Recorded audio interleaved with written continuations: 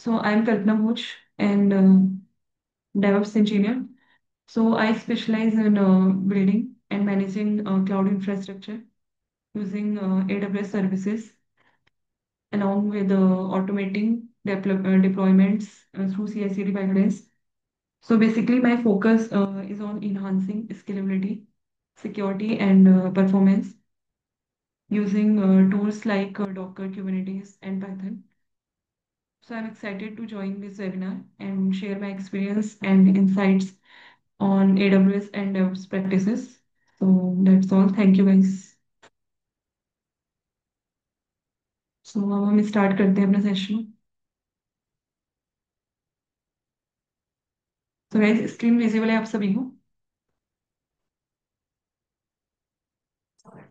Okay.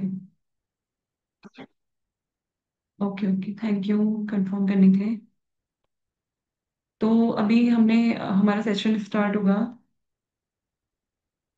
आज हमें cloud के बारे में सीखना है, ठीक है यहाँ पे. तो देखो हमारा वेबिनार जो है बेसिकली वो क्लाउड कंप्यूटिंग के ऊपर बेस्ड है. ठीक है. तो क्लाउड कंप्यूटिंग क्या होती है आपकी. क्लाउड कंप्यूटिंग होता है बेसिकली कि जैसे कि मतलब आपको क्या करना है, जैसे आप इंटरनेट के थ्रू क्या करते हो, एक्सेस करते हो किसको, जो रिसोर्सेज हैं आपके. ठीक है, यानी कि सर्विसेज जो भी आप यूज कर रहे हैं वो आप किसके थ्रू कर रहे हैं, क्लाउड के थ्रू. अब इसमें क्या होता है कि आपका वर्चुअल सर्वर आप क्रिएट करते हैं. ठीक है. क्लाउड कंप्यूटिंग क्यों बोला है, क्योंकि इंटरनेट के थ्रू हम एक्सेस कर रहे हैं अपने आईटी रिसोर्सेज को. ठीक है. तो हो गया क्लाउड कंप्यूटिंग. अब क्लाउड कंप्यूटिंग में भी क्या आता है आपका, क्लाउड कंप्यूटिंग में भी आपके टाइप्स आ जाते हैं क्लाउड के. ठीक है.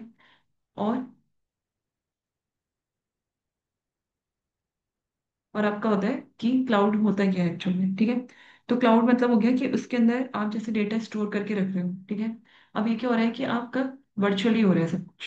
वर्चुअली मीन्स कि आपको फिजिकली जाके कुछ नहीं करना है. ठीक है. आपको क्या करना है कि वर्चुअली आपने एक सर्वर क्रिएट किया और वहां पे आपको उसको एज इट इज यूज करना है. ठीक है. तो ये होता है आपका वर्चुअलाइजेशन टेक्निक के थ्रू. अब इसमें क्या होता है कि जैसे आप क्लाउड कंप्यूटिंग में भी आपका तीन टाइप्स के क्लाउड कंप्यूटिंग रहती है. जैसे एक होती है ईआस, ये होती है पास और एक होती है सास. ये क्या होती है, ये सर्विसेज होती है, क्लाउड सर्विस. ठीक है. और आपका होता है जैसे अमेजन का आपका एडब्ल्यूएस है. ठीक है. आज हम एडब्ल्यूएस के बारे में पढ़ेंगे. तो आपके ना क्लाउड सर्विस प्रोवाइडर्स होते हैं कुछ, जो ये क्लाउड सर्विसेज आप भी सीखेंगे क्या होती है. तो उसमें भी आपका जो क्लाउड सर्विसेज प्रोवाइड कर रहे हैं तो वो क्या होता है कि वो आपको क्लाउड सर्विसेज प्रोवाइड कर रहे हैं. ठीक है. तो वो आपका जैसे गूगल का अपना होता है जीसीपी. ठीक है. तो गूगल क्लाउड प्रोवाइडर. अब फिर होता है आपका माइक्रोसॉफ्ट का एज्योर. तो ऐसे ही आपका amazon का रहता है एडब्ल्यूएस. तो एक तरीके से क्लाउड सर्विस प्रोवाइडर है आपका. ठीक है. तो इसमें भी क्या रहता है आपका कि जो सर्विसेज रहती हैं. ठीक है. कि जैसे आपका जो भी आप एप्लीकेशंस को क्या करते थे, डिप्लॉय करते थे. जैसे आपने कोई वेबसाइट डिप्लॉय करी या फिर कोई अदर एप्लीकेशन, जैसे जैसे आपने डिप्लॉयमेंट करा उसका. तो उसको क्या रहता था कि आपने वो सब क्या करा कि फिजिकल सर्वर आपको परचेस करना पड़ता था उसके लिए. ठीक है. तो यहाँ पे क्या करना है, आपको फिजिकल सर्वर परचेस करने की नीड नहीं है. ठीक है. तो यहाँ पे एक तरीके से क्या हो रहा है कि आप अपने आईटी रिसोर्सेज को क्या कर रहे हो, यूज कर रहे हो. ठीक है. Over the internet. बट उसमें भी क्या हो रहा है कि आपको जो रिसोर्सेज आप यूज कर रहे हो आपको उसी के लिए पे करना है, यानी कि पे एज यू गो. अब लेकिन फिजिकल सर्वर में क्या डिफरेंस रहता है, फिजिकल सर्वर में आप रिसोर्सेज यूज करो या ना करो बट आपको क्या पूरा सर्वर परचेस करना पड़ता था. ठीक है, एक बार में. बट यहाँ पे क्या करना होता है कि जैसे आप क्लाउड कंप्यूटिंग के रिसोर्स यूज करते हो, जैसे सर्वर्स हो गए, ठीक है, स्टोरेज हो गया, डेटाबेसेस हो गए या फिर कोई सॉफ्टवेयर हो गया. तो वो आप ओवर द इंटरनेट यूज कर रहे हो. ठीक है. तो आपको क्या करना है, फिजिकल हार्डवेयर लेने की जरूरत नहीं है, यानी कि कोई फिजिकल सर्वर को मेंटेन करने की आपको नीड नहीं है. ठीक है.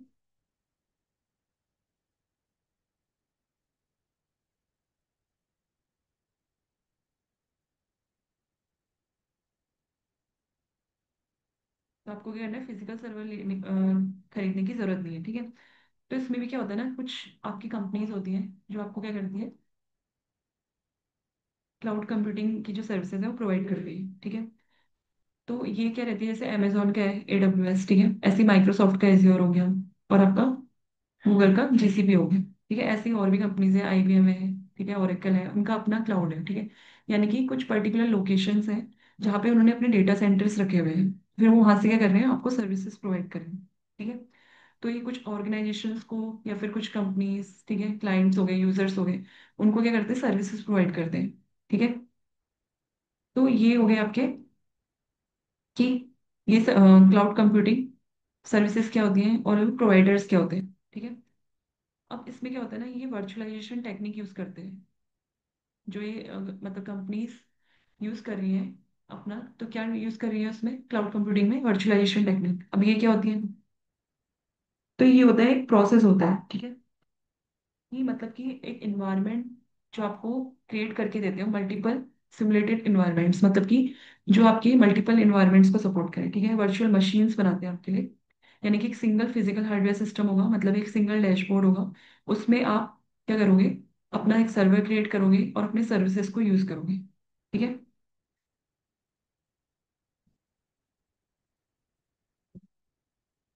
ठीक है मीन्स, क्लियर है एकदम।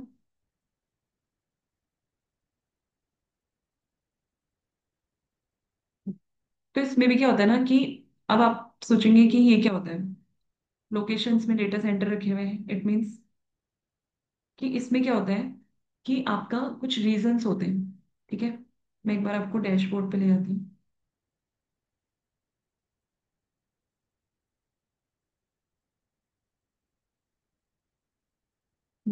ठीक है। देखो AWS का भी ना अपना एक डैशबोर्ड होता है, ठीक है। इसमें आपको क्या सर्च करना होगा अपने ब्राउजर पे, aws.amazon.com, ये साइट आप ओपन करेंगे, ठीक है। फिर इसमें क्या होता है ना, इसमें आपको अपना एक अकाउंट क्रिएट करना पड़ता है, ठीक है। तो अकाउंट अकाउंट क्रिएट करना हम बाद में सीखेंगे, ठीक है। अभी तो हमारा आज का जो सेशन है वो बेसिकली वेबिनार है, ठीक है। तो उसमें हम आपको इंट्रोडक्शन देंगे, जो भी मतलब आज हमने सर्विसेज रखी है यहाँ पे, ठीक है। जैसे EC2 हो गया आपका, ठीक है, VPC, IAM और क्लाउड वॉच, लाइक दिस, तो इनके बारे में हम आज समझेंगे। बाकी अगर अकाउंट क्रिएट करने वाला वो है, तो वो सेशन जब आप अपना बैचेस स्टार्ट करेंगे तो उसमें हम बता देंगे आपको, ठीक है। तो इसमें क्या होता है कि आप साइन इन करते हैं अपने कंसोल पे, ठीक है, जैसे अकाउंट क्रिएटेड है जिनका। तो जैसे कंसोल पे साइन इन करेंगे तो ये आपका कुछ इस तरीके से डैशबोर्ड दिखता है AWS का, ठीक है। तो इसमें आप क्या करेंगे, जैसे कि आप ये जो है, ये यहाँ पे जो भी शो हो रहा है आपको डैशबोर्ड में, ये सब है सर्विसेज, जो कि AWS की सर्विसेज है।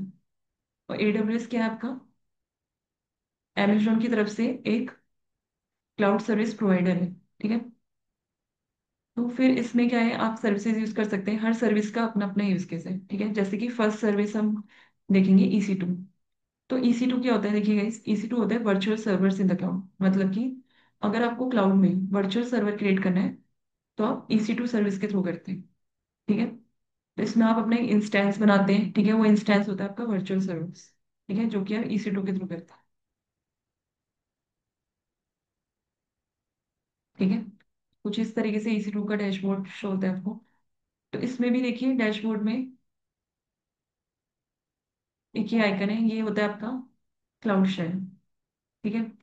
कि अगर आप, अभी आपको आगे का पार्ट है, अभी समझेंगे आप। कोई भी सर्वर आपने क्रिएट कर लिया, फिर आप उसको अपनी मशीन से कनेक्ट कर रहे हो, मशीन यानी कि लाइनेक्स मशीन या फिर विंडोज मशीन, किसी भी मशीन के साथ आप कनेक्ट कर रहे हैं उसमें कुछ भी ऑपरेशंस परफॉर्म करने के लिए, तो आप क्लाउड शेल के थ्रू भी कर सकते हैं। क्लाउड शेल मीन्स हो गया कि आप डायरेक्टली कनेक्ट कर रहे हो अपनी मशीन के साथ, ठीक है। तो ये आपका, आपकी जो मशीन है उसके साथ कनेक्ट हो गया। तो इसमें आप अपने जो भी कमांड्स आपको चलानी है वो आप चला सकते हैं, ठीक है। फिर उसके बाद होता है आपका कि एक होता है इनडायरेक्टली मेथड। इनडायरेक्टली में होता है कि आपको क्या करना होता है कि SSH के थ्रू करवाना होता है, यानी कि उसको कुछ की और कुछ पासवर्ड जो है उसका, उसके थ्रू आप अपनी मशीन पे कनेक्ट करते हो अपने टर्मिनल के थ्रू, ठीक है, तो वो भी हम देखेंगे बाद में। फिर उसके बाद होता है आपका, इस तरफ राइट साइड में आपको दिखेगा टॉप में कुछ इस तरीके से। तो ये क्या रहते हैं आपके, ये होते हैं जो मैंने आपको बताया डेटा सेंटर्स। ठीक है, जहाँ पे आपका क्या होता है, जो भी क्लाउड सर्विस प्रोवाइडर्स हैं वो आपको क्या प्रोवाइड करें, सर्विसेज प्रोवाइड करें। अब वो जो सर्वर आप क्रिएट कर रहे हो वर्चुअली, वो सर्वर कहाँ पे क्रिएट कर रहे हो, किसी लोकेशन में कर रहे हो। अब वो लोकेशन में क्या रखे हुए हैं, डेटा सेंटर्स। ठीक है, तो उसमें भी डेटा सेंटर्स में क्या होता है, आपके पास रीजन्स होते हैं।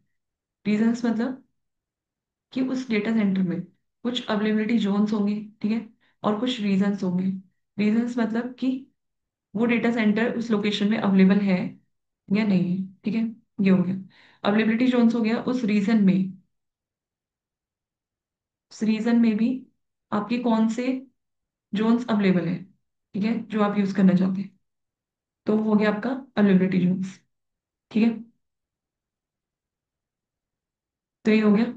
अब इसमें क्या होता है, तो यही आपने समझना था अभी बेसिकली। तो ये देखो, इसमें क्या है कि आपने पहले करना है कि आपको EC2 से स्टार्ट करना है। ठीक है, तो इसमें क्या करना है हमने, AWS का मैंने आपको बता दिया कि इसमें क्या होता है। AWS जो है ना आपकी सबसे पुरानी सर्विस है। ठीक है, जैसे आपने तीन सर्विसेज के बारे में पढ़ा, जैसे माइक्रोसॉफ्ट का एज्योर हो गया, गूगल का GCP हो गया, ठीक है, और Amazon का AWS हो गया। तो AWS जो था वो 2006 में आया था। ठीक है, तो इसमें क्या होता है कि आपको कितनी सर्विसेज मिलती है देखो, 200 फुली फीचर्ड सर्विसेज। ठीक है, 200 प्लस सर्विसेज मिलती हैं, इससे भी ज्यादा रहती है, क्योंकि वो डिपेंड करता है कि आपको कौन सी रिक्वायरमेंट्स के यूज करनी है। ठीक है,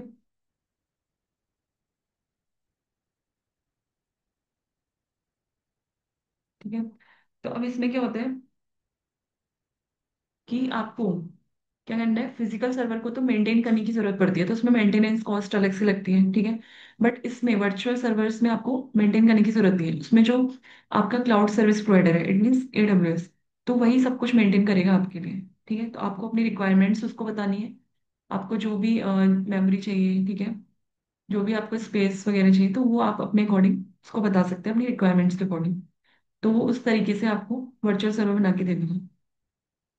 तो यहाँ पे क्या होता है वर्चुअल सर्विस में, कि वो आपके बिहाफ में क्या कर रहा होता है, क्लाउड सर्विस प्रोवाइडर वर्क कर रहा होता है। ठीक है, लेकिन फिजिकल सर्वर में क्या होता है, एक तो फिजिकल सर्वर ही काफी कॉस्टली होते हैं, और दूसरी चीज कि उसमें हमें मेंटेनेंस कॉस्ट अलग से लगती है। ठीक है, और भी काफी सारी कॉस्ट उसमें हमें देनी पड़ती है। ठीक है, बट यहाँ पे हमें कोई कॉस्ट नहीं देनी है, हमें अपना एक सर्वर रेंट पे लेना है। मतलब ठीक है, एक तरीके से हमें एक सर्वर रेंट पे लेना है, और उसमें जो भी हमें सर्विसेज यूज करनी है अपनी एप्लीकेशंस के रिक्वायरमेंट के बेसिस पे, तो हम कर सकते हैं। अब इसके भी की बेनिफिट्स हैं, जैसे स्केलेबिलिटी, ठीक है, pay as you go, security, global reach. इसका क्या मतलब है, स्केलेबिलिटी मतलब है कि आपको अपनी डिमांड्स के अकॉर्डिंग क्या करना है, सर्वर्स को यूज करना है। ठीक है, तो ये क्या हो जाता है आपका, कि मतलब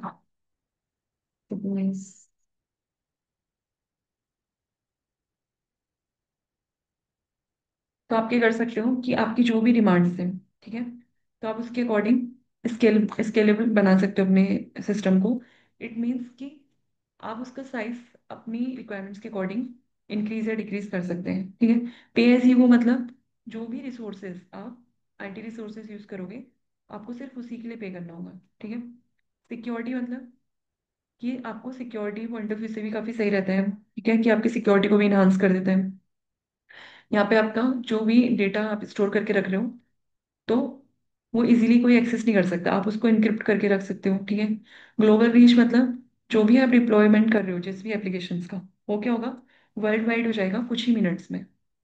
क्यों, क्योंकि इसमें ना आपको वहाँ प्रेजेंट होने की जरूरत नहीं है मैनुअली। ठीक है, आप कहीं भी बैठे हो, जैसे अगर आप इंडिया में हैं, ठीक है, और USA में कोई बंदा है, आप वहां से अगर उसके कोई भी डेटा को एक्सेस कर रहे हो, ठीक है, या शेयर कर रहे हो, तो इजीली आप कर सकते हो। बस वो डेटा सेंटर जो है वहाँ पे भी अवेलेबल है, यहाँ पे भी, बट आप उसको क्या कर रहे हो, एक्सेस कर रहे हो। ठीक है, वर्चुअली, क्योंकि ये सर्वर्स कैसे हैं, वर्चुअली बेसिस पे हैं, ठीक है, क्रिएटेड। फिर क्या हो गया, compute, storage, networking, security, monitoring.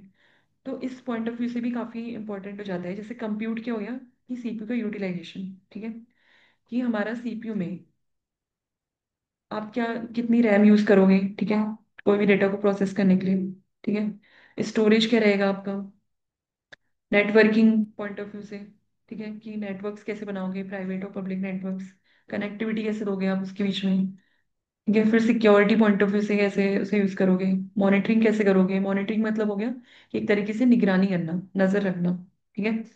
तो देखो इसमें एडब्ल्यूएस में ना आपको इन सभी जो आपकी ये फैसिलिटीज होती है, इन सभी के लिए कुछ ना कुछ प्रोवाइड किया गया है। जैसे कंप्यूट के लिए क्या दिया गया है, EC2, लैम्डा।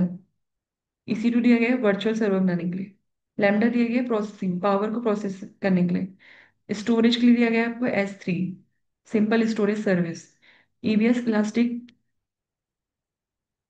स्टोरेज, ठीक है, EBS वॉल्यूम्स हम बनाते हैं इसमें, इलास्टिक ब्लॉक स्टोरेज, ब्लॉक के टर्म्स में आप क्या करते हैं, अपना स्टोरेज बनाते हैं।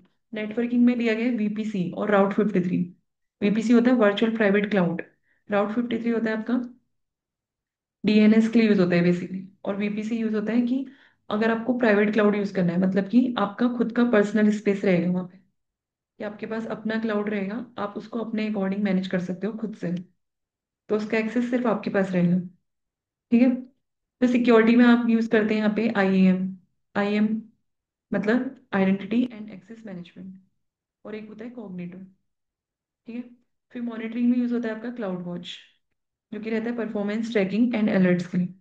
तो क्लाउड वॉच, नाम से पता चल रहा है, वॉच मतलब जैसे वॉचमैन होते हैं, गार्ड होते हैं, तो क्या करते हैं हम, नजर रखते हैं ना एक तरीके से, सभी जिस काम के लिए उन्हें वहां रखा गया है, तो वो उस काम को क्या करते हैं, उस काम पे निगरानी करते हैं, ठीक है। तो एक तरीके से ये भी क्लाउड वॉच के थ्रू होती है आपकी मॉनिटरिंग, सिस्टम की मॉनिटरिंग, ठीक है, कि कहाँ पे क्या फेलियर आ रहा है, पावर कट इशू आ रहा है, या कुछ भी अगर आता है, तो उसके थ्रू क्या करता है, अलार्म क्रिएट कर देता है, अलार्म जनरेट कर देता है। और फिर इसमें एक और सर्विस होती है SNS, यानी कि सिंपल नोटिफिकेशन सर्विस, तो आप उसको भी इनेबल कर सकते हो, तो आपके पास नोटिफिकेशन आ जाता है, ठीक है। अब EC2 क्या होता है आपका, जैसे मैंने आपको बताया, EC2 इलास्टिक कंप्यूट क्लाउड, ठीक है। तो इसमें क्या होता है कि आप क्या करते हो, एक कंप्यूटर रेंट पे ले लेते हो, ठीक है, अमेजोन के डेटा सेंटर से। अब इसमें आपको फिजिकल सर्वर परचेस करने की जरूरत नहीं है, आपको सिंपल एक वर्चुअल मशीन बनानी है, लॉन्च करनी है, ठीक है, जिसको हम कहते हैं इंस्टेंस, और कुछ ही मिनट में वो आपकी वर्चुअल मशीन क्रिएट करके दे देगा, ठीक है। फिर आपको उसको स्टार्ट करना है, स्टॉप करना है, या फिर डिलीट करना है, टर्मिनेट करना है, तो ये आपके ऊपर डिपेंड करता है। तो ये सिंपल रहता है काफी। इसमें भी क्या होता है, इंस्टेंस के टाइप्स रहते हैं, ठीक है। तो ये मैं आपको एक इंस्टेंस बना के दिखा देती हूँ, तो ज़्यादा बेटर समझ में आएगा, कि इसमें इतना समझ नहीं आएगा। तो इसके लिए मैंने आपको बोला था कि AWS के आपको डैशबोर्ड पे आना है, उसके लिए मैंने आपको बताया था aws.amazon.com, आपको इस साइट पे आना होगा, ठीक है। इसमें आके पहले तो आपका इस पे एक अकाउंट होना चाहिए, ठीक है। फिर उसमें आप लॉग इन करेंगे, जैसे ही डैशबोर्ड पे आएंगे तो यहाँ पे सर्च बार पे AWS के डैशबोर्ड में आप सर्च करेंगे EC2, ठीक है। EC2 आपका आ गया virtual servers in the cloud. इसमें आप एक क्या बनाएंगे, वर्चुअल मशीन बनाएंगे, यानी कि वर्चुअल सर्वर। तो यहाँ पे आपको राइट साइड में दिख रहा है लॉन्च इंस्टेंस, इस पे क्लिक करेंगे। फिर इसमें अपना फर्स्ट सर्वर क्रिएट करेंगे। तो इसके लिए हमें क्या क्या नीड होती है, देखिए, पहले होता है कि आपको अपने सर्वर का नेम देना होगा। फिर आपको जो भी ऑपरेटिंग सिस्टम यूज करना है, जिस भी मशीन के लिए आप बनाना चाहते हैं, वो मशीन आप सिलेक्ट करेंगे, ठीक है, Amazon Linux, Mac OS, Ubuntu, Windows, ठीक है, ये भी डिपेंड करेगा यूजर टू यूजर। फिर AMI मतलब होता है Amazon मशीन इमेज, कि उसकी इमेज आपने क्या रखनी है उस मशीन की, ठीक है।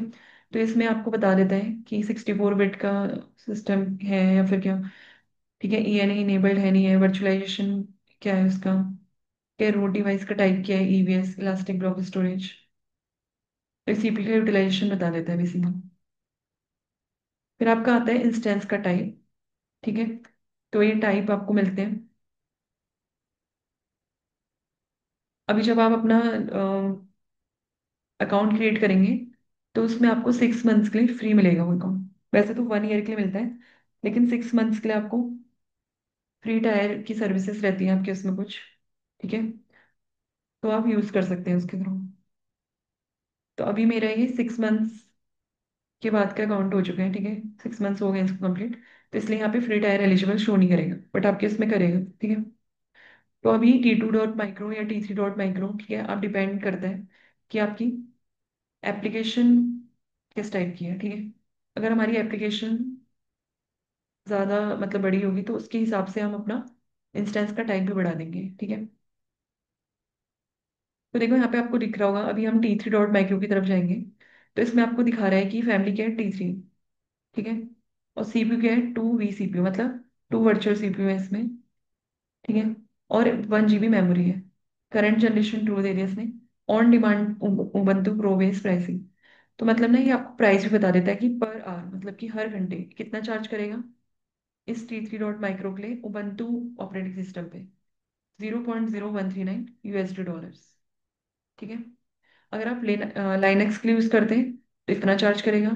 ठीक है, विंडोज के लिए इतना चार्ज करेगा। ठीक है, हर मशीन का उसने चार्जेस दिए हैं T3.micro इंस्टेंस पे। ठीक है, तो ये रही बात।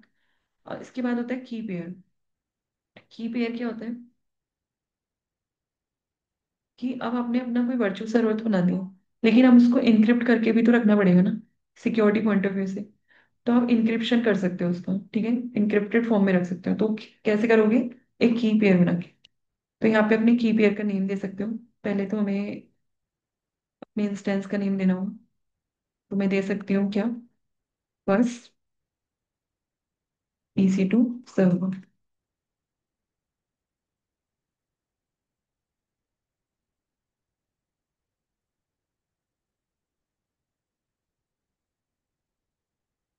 ठीक है, आप कोई भी नेम दे सकते हो अपने अकॉर्डिंग। फिर हम उबंटू इमेज सेलेक्ट कर लेते हैं, सॉरी ऑपरेटिंग सिस्टम।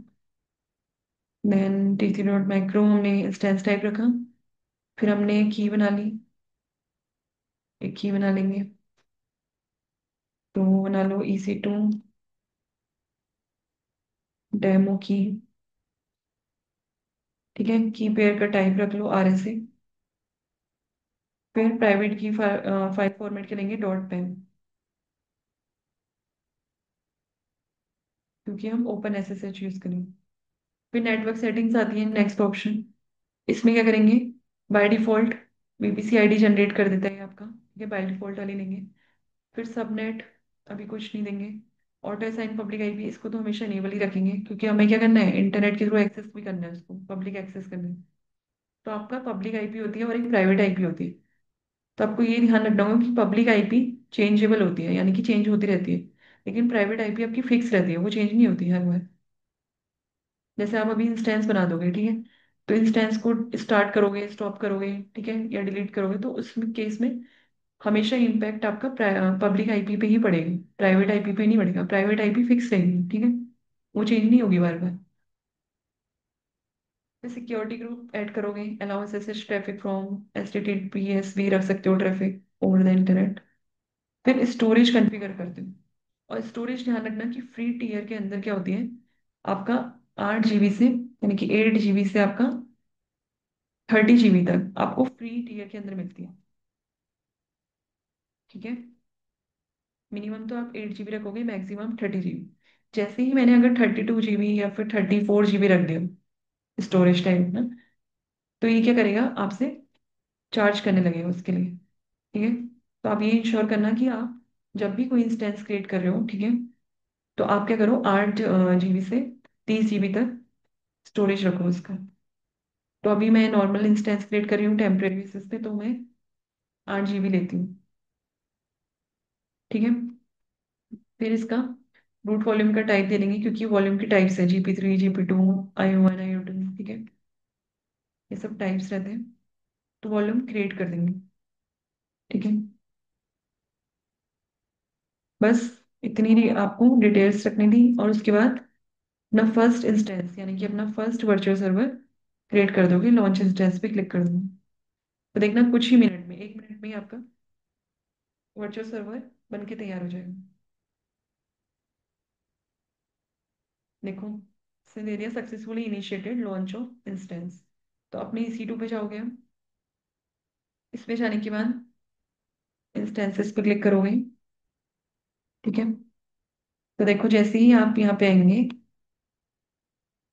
इंस्टेंसेस पे, तो इसने आपको शो कर दिया क्या, फर्स्ट EC2 सर्व। ठीक है। स्टेट बता दी रनिंग है। ठीक है।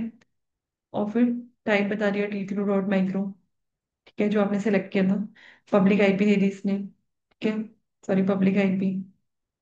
और ये तो DNS था, ये पब्लिक IPv4 हो गया।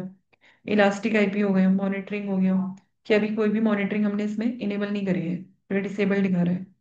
की का नेम जो आपने की रखी थी EC2 डेमो की, वो दे दिया इसने। लॉन्च टाइम बता दिया इसने क्या था। ठीक है। प्लेटफॉर्म बता दिया, कौन से प्लेटफॉर्म के लिए आप यूज कर रहे हो। तो इसने सब इसकी डिटेल्स आपको दे दी।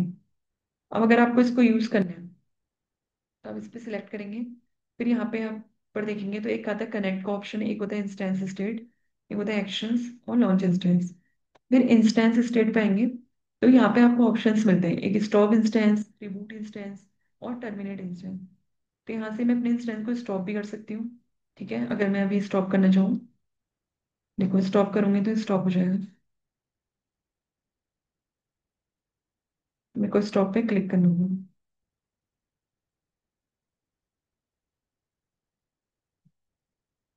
ठीक है, स्टॉप कर रहे हो। अब इंस्टेंसेस पे आओ दोबारा से। अब करो इसको रिफ्रेश यहाँ से। देखो, स्टॉपिंग, स्टॉप हो रहा है मतलब। ये कुछ सेकंड में भी स्टॉप हो जाएगा। ठीक है। तो अगर फिर से स्टार्ट करना है तो क्या करोगे, इंस्टेंस स्टेट पे आओगे और फिर स्टार्ट इंस्टेंस कर दोगे। अच्छा, अभी स्टॉप हो रहा है ना, इसलिए फेल लिखा रहा है।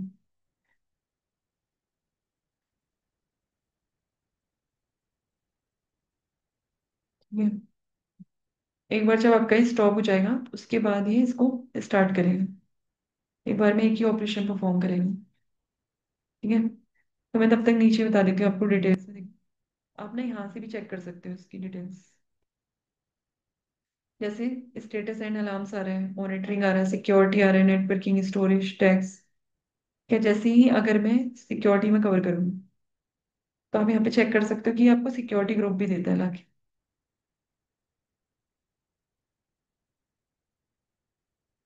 क्या देता है, सिक्योरिटी ग्रुप।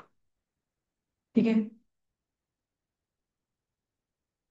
अब सिक्योरिटी में भी क्या होता है, इनबाउंड और आउटबाउंड रूल्स होते हैं। इनबाउंड मतलब जो ट्रैफिक आ रहा है। ठीक है। आउटबाउंड मतलब जो ट्रैफिक जा रहा है। ठीक है, ये हो गया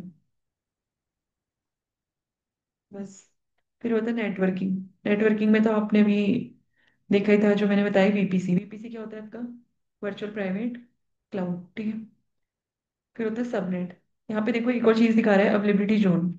इसका मतलब क्या है, US ईस्ट 1D, जो मैंने आपको यहाँ पे बताया था कि अभी करेंटली हम क्या करें, US ईस्ट 1, जो कि नॉर्थ वर्जीनिया में है। ठीक है, यहाँ पे कोई सर्वर रखा हुआ है, कोई डेटा सेंटर है। तो उसमें मैं ये वाला जो अवेलेबिलिटी जोन है वो यूज कर रही हूँ। ठीक है, इस रीजन के लिए। तो इसने दे दिया। ठीक है, फिर प्राइवेट आईपी दे दी इसने। अब ना आप एक चीज नोटिस करना, जब भी आप इसको स्टार्ट और स्टॉप करोगे ना इंस्टेंस को, तो प्राइवेट आईपी पे कोई फर्क नहीं पड़ेगा। आपका फर्क पड़ेगा तो आपका पब्लिक आईपी पे ही पड़ेगा। वही चेंज होगी बार बार।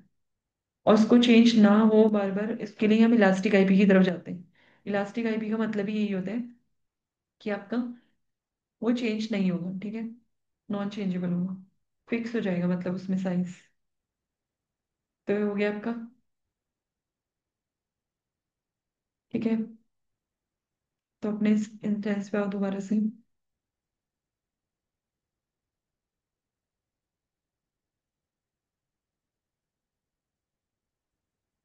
अपने इंस्टेंस पे आओगे, फिर उसके बाद देखोगे तो क्या होगा, ठीक है, स्टॉप हो गया। अब इसको स्टार्ट कर दो। जब ये एक बार स्टॉप हो, अब रिफ्रेश करो। देखो, सक्सेसफुली इनिशिएटेड स्टार्टिंग हो। ठीक है, तो पहले हमें वेट करना होगा, जब वो स्टॉप हो जाएगा उसके बाद ही then हम उसे स्टार्ट करेंगे। तो कुछ सेकंड लेगा ये टाइम अभी। देखो रनिंग स्टेट में आ गया। अब मुझे अगर इसको कनेक्ट करना है तो कनेक्ट में जाऊंगी। तो मैं डायरेक्ट कनेक्ट के थ्रू ही समझा रही हूँ, ठीक है। कि अगर मुझे डायरेक्ट एक ही ब्राउजर पे एक ही डैशबोर्ड में रह के कनेक्ट करना है अपने EC2 को अपनी मशीन के साथ, तो कैसे करूंगी? Connect using a public IP, ठीक है। पब्लिक आईपी के थ्रू ही कनेक्ट करूंगी। यूजर नेम बंद हो गया। देन कनेक्ट पे क्लिक करूंगी।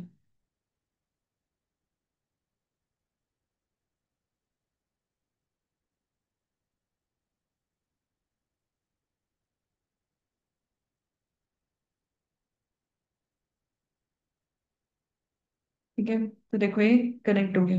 मैं यहाँ पे अपनी स्क्रीन क्लियर कर लूंगी। यहाँ पे आप जैसे कुछ भी कमांड चलाओगे, LS चला दिया, ठीक है। मेमोरी चेक करनी है तो DF-H चला दिया, मेमोरी ला के दे दी इसमें, ठीक है। फिर LS कर दिया। मतलब कि कौन से साइज पे कौन सी मेमोरी यूज हुई है, कितना अवेलेबल है, कितना यूज हो चुका है, ठीक है। तो वो आपको दे देगा, ठीक है, एज इट इज। तो ये था हमारा EC2 कि हम फर्स्ट वर्चुअल सर्वर कैसे क्रिएट करते हैं अपने। सेकंड क्या था हमारा?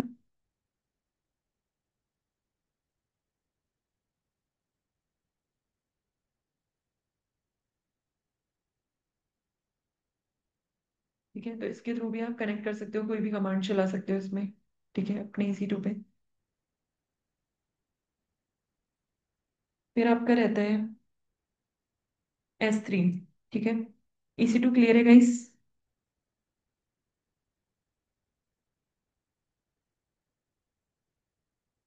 हेलो?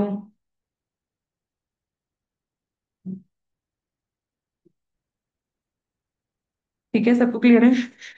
किसी का कोई डाउट तो नहीं है?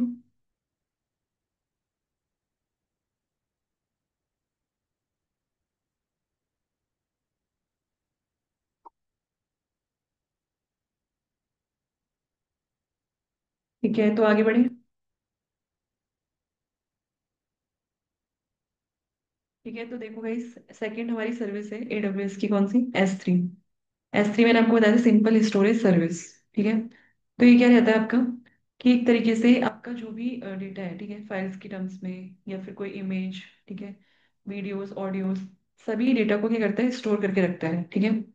तो हम S3 में ही क्यों स्टोर करते हैं? क्योंकि इसमें हमें अनलिमिटेड क्लाउड स्टोरेज मिलता है, ठीक है। Any type of file store करने के लिए, इमेजेस स्टोर करने के लिए, ठीक है। और कभी भी हमें उस डेटा का, डेटाबेस का बैकअप लेना है तो वो भी हम ले सकते हैं उसमें, ठीक है। तो इसमें ओल्ड रिकॉर्ड को भी हम अर्काइव करा सकते हैं, ठीक है। और आप कुछ भी स्टोर करवा सकते हो इसमें। एक सिंगल फोटो से लेकर के पेटाबाइट्स में भी डेटा हम स्टोर करा सकते हैं, ठीक है। और कहीं भी किसी भी जगह से अगर आप एक्सेस कर रहे हो उसको, ऑल ओवर द वर्ल्ड, तो आप इंटरनेट के थ्रू एक्सेस कर सकते हैं S3 में जो डेटा स्टोर है आपका उसको, ठीक है। अब इसमें क्या होता है कि डेवलपर्स S3 को ज़्यादा प्रेफर क्यों करते हैं? क्योंकि ये क्या है, आपका ड्यूरेबल है, ठीक है। कि मतलब आपका जो डेटा है इनक्रेडिबल है, वो क्या है, सेफ है आपका। मतलब कि 99.9% चांसेस रहते हैं कि अगर आप 5 से 10 साल बाद भी उस डेटा को एक्सेस करना चाह रहे हो तो आपका डेटा उसमें एक्सेसिबल होगा, ठीक है, स्टोर्ड होगा। दूसरी चीज कि इसमें आपको क्या मिलता है सॉरी, इसमें मिलता है अनलिमिटेड स्टोरेज कैपेसिटी, ठीक है। कि आपको कभी भी स्पेस के बारे में सोचने की जरूरत नहीं है, आप कितना भी स्पेस इसमें यूज कर सकते हैं। फिर होता है आपका सिंपल वेब सर्विस एक्सेस, ठीक है। कि आप क्या कर सकते हो, कोई भी एप्लीकेशंस के साथ इसको इंटीग्रेट कर सकते हो S3 में, ठीक है। फिर एक होता है ऑटोमेटिक स्केलिंग, ठीक है।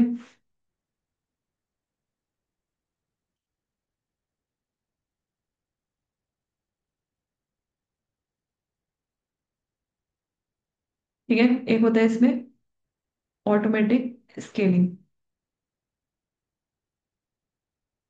कि मतलब अगर जो आपको स्केल अप करना है अपनी एप्लीकेशंस को, तो आपको मैनुअली जाके नहीं करना है वर्क, वो ऑटोमेटिक करता रहेगा, ठीक है। हम उसमें इनेबल कर देंगे S3 में जाके, ठीक है। सर्विस में जाके हम क्या करेंगे, ये सर्विस इनेबल कर देंगे कि वो क्या करे, ऑटोमेटिक स्केल अप करते रहे आपके एप्लीकेशन को, ठीक है। ताकि जो भी ट्रैफिक स्पाइक कर रहा है, ठीक है, विदाउट कॉन्फ़िगरेशन वो उसको हैंडल करता रहे, कि वो बार बार आपसे मैनुअली कॉन्फ़िगरेशंस करने को नहीं बोले, वो उसको ऑटोमेटिकली स्केल अप करते रहे। क्योंकि आपको नहीं पता कि आपकी एप्लीकेशन पे कितना ट्रैफिक आ जाए, ठीक है। हो सकता है कि जैसे अगर आप सपोज करो, कोई एग्जांपल लेते हैं कि हम अपनी कोई ई कॉमर्स वेबसाइट बना रहे हैं, ठीक है। एक यूजर है, वो अपनी ई कॉमर्स वेबसाइट बना रहा है, जैसे अमेजोन की ई कॉमर्स वेबसाइट है, ठीक है। तो उसमें क्या होता है कि कभी तो क्या होता है कि बहुत कम यूजर्स आते हैं, ठीक है। और कभी होता है कि मिलियंस ऑफ यूजर आ जाते हैं, ठीक है। तो हमारा रीच बढ़ जाता है उसमें। तो उसके टर्म्स में क्या होता है कि हमारी एप्लीकेशंस भी वैसे ही होनी चाहिए, यानी कि हमारा सर्वर भी उतना कैपेबल होना चाहिए कि वो उसको हैंडल कर सके, वो उतने ट्रैफिक को हैंडल कर सके, जो मिलियंस ऑफ यूजर्स आ गए। तो उसको हैंडल करने की भी उसके अंदर कैपेबिलिटीज होनी चाहिए, ठीक है। तो ये आपको वर्चुअल सर्वर्स में तो मिलता है, क्योंकि उसमें क्या होता है कि आप खुद से डिसाइड कर सकते हैं, ठीक है। अपनी कॉन्फ़िगरेशंस, अपने चेंजेस कर सकते हैं उसके अंदर जाके। बट आपका जो फिजिकल सर्वर होता है वो आपने एक बार परचेस कर लिया तो कर लिया। अब वो आपकी जो और एप्लीकेशंस के लिए आप अगर उसको यूज करना चाहोगे तो सबके साथ वो फिट नहीं बैठती वो रिक्वायरमेंट्स, ठीक है।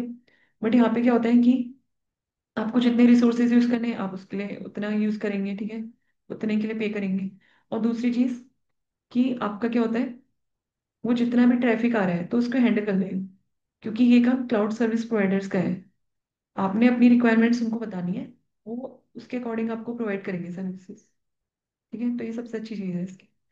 फिर होता है S3 के स्टोरेज क्लासेस कंपैरिजन, कि S3 में होता है कि standard, intelligent tiring, glacier instant, glacier flexible, glacier deep archive, ठीक है।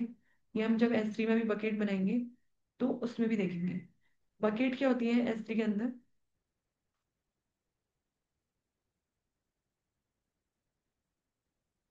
अब जैसे आपने EC2 में एक सर्वर बना लिया, ठीक है। ऐसे ही अपने फिर से डैशबोर्ड पे आओगे AWS के, उसमें आप सर्च करोगे S3, ठीक है। फिर S3 करा तो देखो S3 में scalable storage in the cloud, ठीक है। स्केलेबल क्यों बोला इसको, क्योंकि हम इसके साइज को इंक्रीज और डिक्रीज कर सकते हैं अपने अकॉर्डिंग। तो अब यहाँ पे क्या बनाते हैं हम इसमें, S3 के अंदर, S3 क्या है, सिंपल स्टोरेज सर्विस। इसमें यहाँ पे आपको ऑप्शन दिखाता है क्रिएट बकेट। तो अपनी बकेट क्रिएट करते हो आप सबसे पहले। अब बकेट क्या होता है, बकेट होता है जिसमें आपका डेटा ऑब्जेक्ट की फॉर्म में स्टोर होता है, यानी कि कोई फाइल्स होंगी, कोई इमेजेस, वीडियोस, ऑडियोस, उस सब का क्या होगा, डेटा आपका ऑब्जेक्ट की फॉर्म में स्टोर होगा उसके अंदर, ठीक है। अब बकेट क्रिएट करने के लिए पहले तो आप किस रीजन में कर रहे हो वो सिलेक्ट कर लेगा, बाय डिफॉल्ट ले लेगा। फिर उसके बाद बकेट का टाइप, अभी हम जनरल पर्पस कर रहे हैं खाली, नॉर्मली वही रखेंगे। दूसरा एक चीज होती है कि बकेट का नेम, और बकेट का नेम जो होना चाहिए ना वो यूनिक होना चाहिए। पूरे जो AWS का जो भी सर्विसेज है, ठीक है, उसमें, ठीक है, आपका ये बकेट का नेम यूनिक होना चाहिए। ऐसा नहीं कि सिर्फ आपके सिस्टम के लिए यूनिक होना चाहिए, नहीं, वो नेम किसी और ने यूज ना करा हो, ठीक है, ऐसा नहीं होना चाहिए। तो अभी हम कर लेते हैं AWS S3 डेमो बकेट, ठीक है। फिर ओनरशिप किसको देना चाहते हो अपने ऑब्जेक्ट की, तो ACL रख देते हो। ACL मतलब क्या होता है, एक्सेस कंट्रोल लिस्ट, ठीक है, कि इसका कंट्रोल किसके पास रहेगा, एक्सेस किसके पास रहेगा, ठीक है। तो अभी हम डिसेबल रखते हैं कि अभी हम किसी को नहीं दे रहे हैं उसको। फिर होता है ब्लॉक पब्लिक एक्सेस सेटिंग्स, मतलब इस बकेट की जो भी आपका पब्लिक एक्सेस होगा तो आपने क्या करना है, आप ब्लॉक भी कर सकते हो, ठीक है। कि मतलब आप चाहते हो कि आपको नहीं देना है पब्लिक एक्सेस किसी को, तो आप इसको ब्लॉक भी कर सकते हैं। या फिर आप इनमें से किसी एक को सिलेक्ट करना चाहते हैं, यानी कि अगर आप चाहते हैं कि पब्लिक एक्सेस बकेट और ऑब्जेक्ट्स का आप क्या करो, ब्लॉक कर दो, किसके through, new access control list में। या फिर आप चाहते हो इसको तो आप एज इट इज रखो, लेकिन आप ब्लॉक करो सिर्फ इसको, बकेट्स और ऑब्जेक्ट जो आपको कोई भी एक्सेस कंट्रोल लिस्ट के द्वारा मिल रहा है तो उसको। फिर जो न्यू पब्लिक बकेट से मिल रहा है, या फिर एक्सेस पॉइंट पॉलिसी से मिल रहा है, या फिर जो पब्लिक बकेट से मिल रहा है एक्सेस पॉइंट पॉलिसीज के थ्रू, ठीक है। तो उनको, उनके एक्सेस को अगर आप ब्लॉक करना चाहते हो तो पर्टिकुलरली जाके आप उसको भी सिलेक्ट कर सकते हैं। या फिर सभी को अगर आपने ब्लॉक करना है तो आप सबको एक साथ भी ब्लॉक कर सकते हो, ब्लॉक ऑल पब्लिक एक्सेस, ठीक है। फिर नेक्स्ट ऑप्शन होता है इसमें बकेट वर्जनिंग, कि बकेट का वर्जन क्या रखना चाहते हो। ठीक है। वर्जन मीन्स होता है कि आपका जो मल्टीपल वेरिएंट्स होंगे, ठीक है, एक ऑब्जेक्ट के, तो सेम बकेट में क्या होंगे, उस सेम बकेट में ही रहेंगे वो, ठीक है। तो आप उसके वर्जन को प्रिजर्व कर सकते हो, ठीक है। कभी आपको रिट्राइव करवाना है डेटा या फिर रीस्टोर करवाना है, तो आप उस वर्जन के थ्रू उसको आइडेंटिफाई करवा के कर सकते हो। तो अभी तो हम नॉर्मल कर रहे हैं, ठीक है, एक बकेट बना रहे हैं, तो इसको जरूरी नहीं है, इसको डिसेबल रख सकते हो। फिर होता है डिफॉल्ट इंक्रिप्शन, कि आप डिफॉल्ट इंक्रिप्शन कैसे लेना चाह रहे हो। इंक्रिप्शन मतलब कि आपका data security point of view से आप क्या उसके अंदर डेटा इंक्रिप्ट करना चाहते हो, ठीक है। तो सिक्योरिटी पॉइंट ऑफ व्यू से बहुत जरूरी होता है कि सर्वर साइड इंक्रिप्शन हम इसमें दें, ठीक है। तो हम सर्वर साइड इंक्रिप्शन भी रख सकते हैं विद Amazon S3। फिर होती है बकेट की की इसमें कोई की देनी है अपने उस की का नेम, ठीक है। तो वो तो हम इसमें इनेबल करेंगे ताकि वो बाय डिफॉल्ट उसका क्या ले ले, की जनरेट करके उसको उसमें एक्सेस करवाइए ताकि वो डेटा आपका इंक्रिप्टेड फॉर्म में रहे, ठीक है। इस तरीके से कुछ डिटेल्स करके हमें बकेट क्रिएट करनी होती है। तो क्रिएट बकेट पे क्लिक करेंगे, तो देखो इसने दे दिया error, bucket with the same name already exist. यानी कि इस नेम से आपकी ऑलरेडी एक बकेट किसी ने क्रिएट कर रखी होगी, कोई यूज कर रहा है, तो आपको कुछ और नेम देना होगा। AWS S3 demo bucket one भी दे सकते हो। जैसे मैंने आपको पहले मेंशन किया ना, आपकी बकेट का नेम क्या होना चाहिए, यूनिक होना चाहिए। Fail to create bucket, bucket name, अच्छा अभी भी इस बकेट का नेम दिया है किसी ने।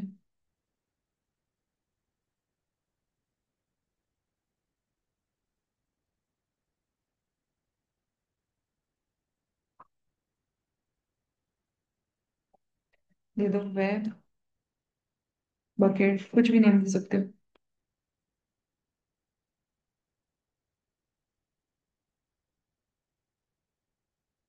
ठीक है। तो देखो आपकी बकेट क्रिएट होगी कुछ ही सेकंड में। AWS S3 demo web bucket करके एक बकेट क्रिएट होगी, कौन सी रीजन के लिए, यूएस ईस्ट एंड वर्जीनिया, यानी कि नॉर्थ वर्जीनिया। इसके अंदर कौन सा region, US East 1, date time सब दे दिया इसने, ठीक है। तो इस बकेट के अंदर क्लिक करके चेक भी कर सकते हो कि हम क्या क्या कर सकते हैं। इसके अंदर देखो हम क्या कर सकते हैं। ऑब्जेक्ट तो आपने बना ही लिया, ठीक है, एक बकेट आपने क्रिएट कर ली, इट मीन्स कि आपने क्या करा है, एक ऑब्जेक्ट क्रिएट कर लिया। अभी आप अगर उसके अंदर कोई डेटा स्टोर करते हो तो ऑब्जेक्ट की फॉर्म में करोगे। मेटा डेटा हो गया, प्रॉपर्टीज हो गई इसकी, ठीक है, कि बकेट का वर्जन अभी आपने डिसेबल रखा है। कोई कॉन्फ़िगरेशंस क्रिएट करनी है वो कर सकते हो, यानी कॉन्फ़िगरेशंस मींस चेंजेस कुछ करने हैं अगर आपको। सर्वर एक्सेस लॉग करना है, लॉगिंग करना है, तो वो भी कर सकते हैं, ठीक है। कोई इवेंट जनरेट करना है, उसकी नोटिफिकेशन क्रिएट करनी है, तो वो भी कर सकते हैं। स्टैटिक वेबसाइट होस्ट भी कर सकते हैं। फिर परमिशंस कौन कौन सी देनी है उसको, वो भी आप दे सकते हो, ठीक है। फिर क्या होता है, मैट्रिसेस होता है। मैट्रिसेस मतलब क्या होता है, एक तरीके से मापदंड, ठीक है, कि आप उसको किस किस पहलू पे काउंट करते हो, मापते हो, ठीक है। तो ये होती है मैट्रिसेस, या मैट्रिक्स भी बोल सकते हो। मतलब कितने टाइम में आपकी जो वेबसाइट है वो फ्लक्चुएट कर रही है, ठीक है, कुछ दिक्कत आ रही है, ट्रैफिक उसमें आ गया है, वो हैंडल नहीं कर पा रहे हैं, जो भी इश्यूज उसमें क्रिएटेड होंगे वो आपको दे देगा। ये हो गया मैनेजमेंट। मैनेजमेंट में क्या क्या रूल्स आप ऐड कर सकते हो, एक्सेस पॉइंट, कि एक्सेस किस किस को देना है एक पॉइंट पे उसको, ये वो आप क्रिएट कर सकते हैं। ऑब्जेक्ट्स पे आना। तो देखो यहाँ पे आपको ऑप्शन दिखा रहा है, यानी कि जैसे ही मैं पहले अपनी बकेट पे आती हूँ, पहले अपनी बकेट पे आई है जो आपने क्रिएट की थी, ठीक है। अगर मुझे क्या करना है, अपनी बकेट पे कुछ अपलोड करने को डेटा, तो मैं वो भी अपलोड भी कर सकती हूँ, ठीक है। जैसे मेरे सिस्टम पे है, मुझे वहां से अपलोड करवाना है, तो मैं अपलोड करवा सकती हूँ। ये बकेट का आपका वो आ गया URL, ठीक है।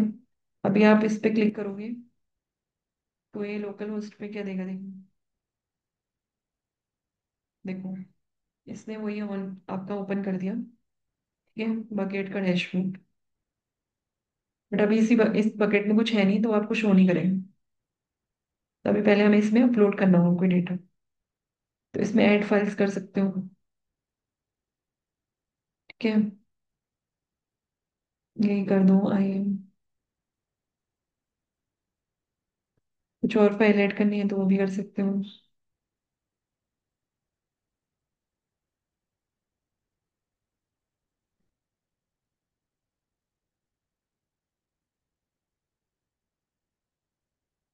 ठीक है, हम नीचे जाके इनको अपलोड भी कर सकते हैं।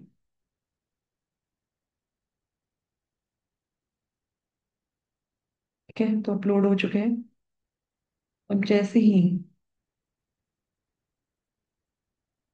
आपने क्या करोगे, बकेट पे आओगे, देखोगे तो दो ऑब्जेक्ट आपकी बकेट के अंदर स्टोर हो चुके हैं। ठीक है, अब इसमें अगर मुझे इस ऑब्जेक्ट को डिलीट करना है तो सिलेक्ट करो, डिलीट कर दो। अगर इसको ओपन करना है ओपन कर दो, डाउनलोड करना है डाउनलोड कर लो, कॉपी कर लो। इस यूआरएल को क्रिएट फोल्डर क्रिएट करना है उसके अंदर रखना है तो वो भी कर सकते हो आप। ओपन करना है तो ओपन पे क्लिक करो।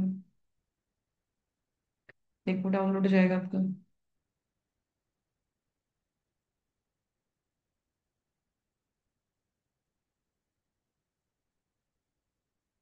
ठीक है, तो ओपन हो गया। कुछ इस तरीके से आपका बकेट रहता है। ठीक है, इसके अंदर कोई परमिशंस इनेबल करनी है वो भी कर सकते हो। ठीक है, कि जैसे बकेट को आपने पब्लिक एक्सेस उसका ब्लॉक करना है, कि मतलब हम नहीं चाहते कि हमारी बकेट का जो भी डेटा रखा है वो डेटा किसी और को शो हो, तो हम उसको ब्लॉक कर सकते हैं। ठीक है, ब्लॉक और पब्लिक एक्सेस आपने ऑन कर रखा है। ठीक है, तो पॉलिसी आप नहीं रखना चाहते हो तो वो भी कर सकते हो। लेकिन जब आप S3 के अंदर यानी कि अपनी बकेट के अंदर कोई आप क्या करोगे, कोई वेबसाइट होस्ट करोगे लोकल होस्ट पे, तो उस टर्म्स में आपको पब्लिक एक्सेस देना जरूरी हो जाएगा। तो तब आप ब्लॉक नहीं कर सकते पब्लिक एक्सेस। तो आपको क्या करना पड़ेगा, उसको इनेबल करना पड़ेगा। फिर मैट्रिक्स के अंदर भी आप यूज कर सकते हो। मैट्रिक्स क्या हो गया, कि एक तरीके से उसको, उसका एक तरीके से मापदंड हो गया, कि मतलब कितने टाइम में आपकी साइट चली, कितने टाइम बाद वो बंद हो गई। ठीक है, ये हो गया आपका डेटा कब तक स्टोर हुआ, कितने नंबर ऑफ आवर्स उसने लिए। ठीक है, तो ये सब आपको दे देता है। टोटल नंबर ऑफ ऑब्जेक्ट्स आपको बता देगा, बकेट का साइज कितना है टोटल वो दे देगा। ठीक है, स्टोरेज क्लास को एनालाइज करता है एक तरीके से। अब मैनेजमेंट क्या होता है, कि लाइफ साइकिल कॉन्फ़िगरेशंस। ठीक है, कि मतलब क्या क्या रूल्स है इसके अंदर, कैसे मैनेज करना है उसको आपने। ठीक है, वो तरीके से होगी। कि मतलब जैसे अगर हम कोई भी काम करते हैं, ठीक है, सपोज जैसे हम स्कूल पढ़ते कॉलेज पढ़ते, तो वहाँ पे भी हमें क्या होता है, सेट ऑफ रूल्स होते हैं तो हमें फॉलो करने पड़ते हैं। ऐसे ही हमारी बकेट में भी कुछ रूल्स होंगे जो हमें फॉलो करने होंगे। ठीक है, तो जैसे रेप्लिकेशन रूल हो गए, इन्वेंट्री कॉन्फ़िगरेशंस हो गई। ठीक है, आपके लाइफ साइकिल रूल्स हो गए, तो आपको फॉलो करने जरूरी हो जाते हैं। तो यहाँ पे हम जरूरी क्यों हो रहे हैं, क्योंकि एप्लीकेशंस की रिक्वायरमेंट्स के अकॉर्डिंग। ठीक है, और फिर होता है एक्सेस पॉइंट्स। एक्सेस पॉइंट मतलब अगर आप कोई एक्सेस पॉइंट क्रिएट करते हो तो इट मीन्स कि आप उसको एक्सेस दे रहे हो। ठीक है, किसी भी पॉइंट पे आप किसी को एक्सेस देना चाहते हो अपनी पैकेट का, तो आप इस एक्सेस पॉइंट पॉइंट के थ्रू दे सकते हो, एक एक्सेस पॉइंट क्रिएट करके। ठीक है, तो हो गया आपका बकेट का नाम। अब इसमें कोई परमिशंस देनी है तो उस बकेट में परमिशंस दे सकते हो, मैंने आपको बताया था। ठीक है, कि उसका क्या पब्लिक एक्सेस इनेबल कर दो पहले, फिर कोई परमिशंस दे दो इसके अंदर। ठीक है, तो ये भी कर सकते हैं।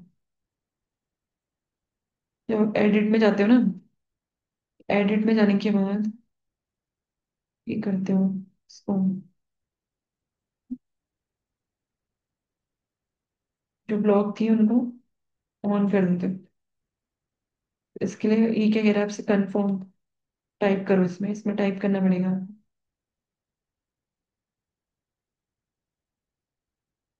ठीक है, तो अब ब्लॉक ऑल पब्लिक एक्सेस जो था आपका, जो उसने बोला था ब्लॉक कर, वो पहले क्या था, ऑन था, अब क्या हो गया, ऑफ हो गया। अब यहाँ पे बकेट की पॉलिसीज या परमिशन आप दे सकते हो। जो बकेट की पॉलिसी आ रही है, इसमें आके आप एडिट में जाके पॉलिसीज भी दे सकते हो, कोई पॉलिसी अगर आपने क्रिएट की है या फिर आपको ऐड करनी है तो आप कर सकते हो। किसके थ्रू? पॉलिसी जनरेटर के थ्रू।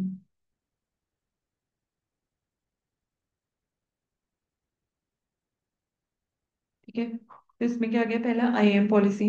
अब आईएम पॉलिसी में कोई स्टेटमेंट अगर ऐड करना है तो अलाउ कर दो। कोई सर्विसेज अगर देनी है, ये एक तरीके से क्या, परमिशन देना कि मैं चाहती हूँ कि मेरी EC2 की सर्विस आ जाए इसमें। क्या? EC2 और आपका आ जाए IAM। ठीक है,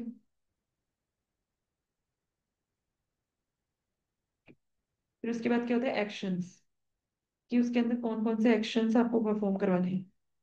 ठीक है, जैसे मैं चाहती हूँ कि गेट एप्लीकेशन ग्रांट हो है।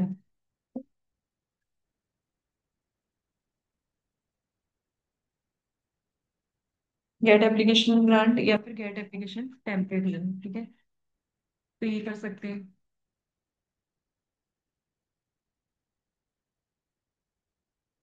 ठीक है, तो ये भी हम कर सकते हैं। और उसके थ्रू क्या होता है? इसमें आप ऐड कर सकते हो जो भी आपको परमिशन देनी है, या फिर इससे ज्यादा अगर कुछ ऐड करना है इसके अंदर तो भी आप कर सकते हैं। ठीक है, मैं चाहती हूँ क्रिएट ट्रस्ट कर दो, क्रिएट प्रोफाइल कर दो। ठीक है, तो परमिशंस ऐड हो जाएंगी। अब ये होता है ARN। ARN बोले तो अमेजोन रिसोर्स नेम। ठीक है, कि जो अमेजोन का आपने रिसोर्स यूज करा है तो उसका नेम, ये कहाँ से आता है आपका? ये आपकी बकेट में से आता है। पहले आपको जाना होगा अपनी बकेट में। यहाँ पे आप जाएंगे,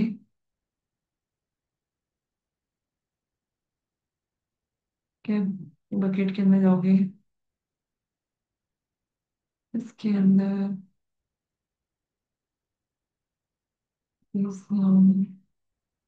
फिर देखो प्रॉपर्टीज में जाओगे तो यहाँ पे शो कर रहा है अमेजोन रिसोर्स नेम। ठीक है, इसको यहाँ से करोगे कॉपी और यहाँ पे कर दोगे पेस्ट। ठीक है, फिर होता है कंडीशंस, अगर ऐड करनी हो ऑप्शनल रहता है, स्किप भी आप कर सकते हैं। फिर यहाँ से क्लिक कर दोगे जनरेट पॉलिसी में।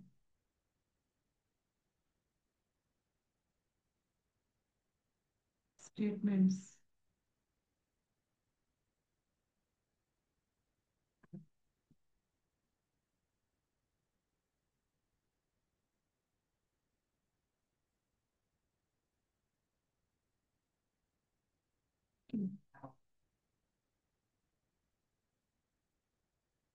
S3 बकेट का अमाउंट, वो हमने ना IAM सिलेक्ट किया था। आप पॉलिसी किसके लिए बना रहे हो? S3 बकेट के लिए बना रहे हो ना? तो S3 बकेट के कंटेक्स्ट में उसको सिलेक्ट करोगे, जिसको अलाउ करोगे स्टेटमेंट्स को। ठीक है, प्रिंसिपल रखोगे, एक्शंस वही जो हमने लिया था, create bucket, create access point. ठीक है, ये ले सकते हो। अमेजन रिसोर्स का नेम वहीं से सिलेक्ट करोगे, कॉपी करो, कॉपी कर लो।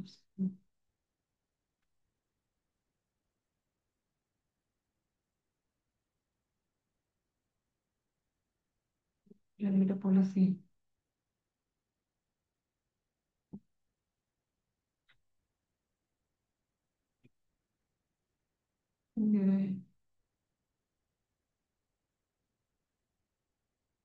प्रिंसिपल में भी लेना। अच्छा, प्रिंसिपल के लिए ना आपको forward slash star, forward slash ये लेना होगा, या फॉरवर्ड स्लैश स्टार में।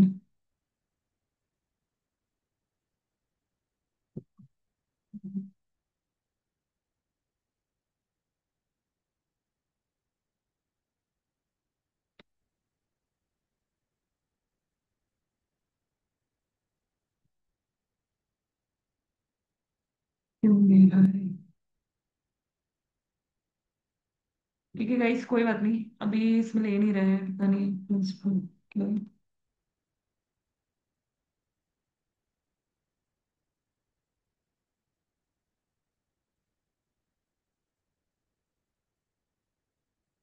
एड स्टेटमेंट्स बोल रहे हैं। ओके ओके, ठीक है। तो देखो पहले तो क्या करना होगा ना, ऑल एक्शंस सिलेक्ट कर सकते हो। स्टार मतलब हो जाता है कि सारे एक्शंस को ले लेगा उसमें, ठीक है। रिसोर्सेस तो हो गया आपका। फिर आपको ना ऐड स्टेटमेंट करना होगा, तो जो भी आपने सिलेक्ट किया था ना एक्शन सोर्स नेम, तो आपका पहले जो प्रिंसिपल है डबल स्टार यानी कि ऑल सर्विसेज या ऑल एक्शंस जो होते हैं उनके लिए सिलेक्ट कर देगा। तो इसके थ्रू आप जनरेट कर सकते हो पॉलिसी। तो देखो ये कुछ जेसन फॉर्मेट में बना के देता है आपको, ये आपकी पॉलिसी। जेसन क्या होता है, एक तरीके से एक फॉर्मेट होता है, ठीक है। पॉलिसी जनरेटर टूल भी आप कह सकते हैं, जिसमें आप चेंज कर सकते हो, ठीक है। तो एक तरीके से डॉक्यूमेंट हो गया आपका, कॉपी कर सकते हो इस पॉलिसी को और यहाँ से पेस्ट कर सकते हो इसमें, ठीक है।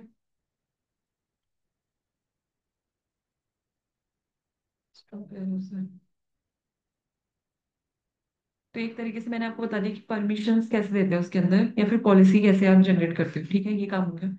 तो ये हमने S3 समझ लिया कि बकेट कैसे बनाएंगे, उसके अंदर हम मैट्रिक्स कैसे बनाएंगे, ठीक है। ये एक तरीके से हमने ओवरव्यू ले लिया इसका। तो ये क्लियर है गाइस आपको?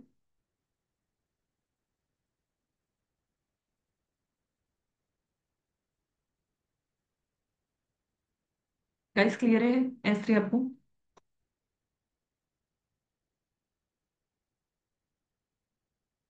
ओके। तो अब हम चलते हैं अपना नेक्स्ट सर्विस की तरफ, जो कि है हमारा IAM, ठीक है। और गाइस ये इंश्योर करा करो कि कभी भी जब आप ये क्या बनाए, जब भी आप अपना एक वर्चुअल सर्वर बनाए, ठीक है, इंस्टेंस बनाए, तो आपकी हैबिट में होना चाहिए ये चीज कि आप क्या करें, उसको जैसे ही आप यूज करें उस सर्वर को, तो उसके बाद आप उसको डिलीट कर दें या फिर टर्मिनेट कर दें, जैसे मैंने आपको बताया था कैसे करना है डिलीट और टर्मिनेट। तो इससे क्या होता है ना कि वो आपकी हैबिट में भी रहेगा, ठीक है, और वो सही भी है वो तरीका, क्योंकि आपको जो फ्री टीयर होता है ना, जैसे आप अपना अकाउंट बनाओगे AWS के अंदर, तो फ्री टीयर के अंदर ना आपको 750 आवर्स मिलते हैं पर मंथ, ठीक है। तो 750 आवर्स में क्या होता है कि वो कुछ ही पर्टिकुलर टाइम के लिए रहते हैं, ठीक है। तो तो उसमें क्या होता है, एक सेकेंड है इस,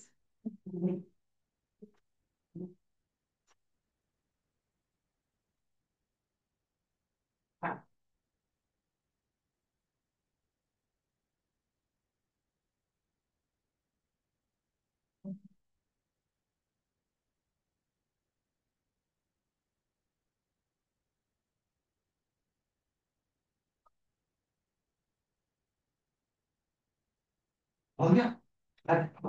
हो गया।